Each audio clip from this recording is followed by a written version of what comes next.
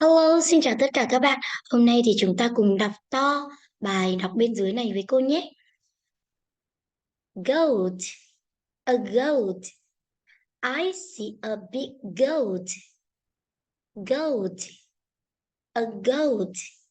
I see a big goat. Sheep, a sheep.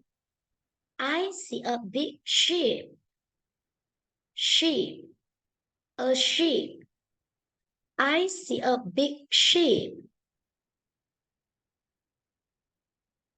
Horse, a horse.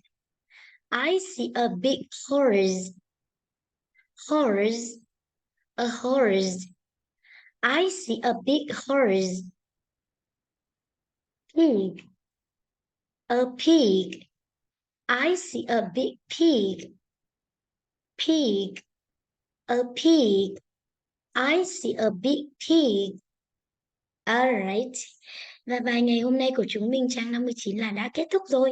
Hẹn gặp lại các bạn bé vào buổi hôm tới nhé. Goodbye.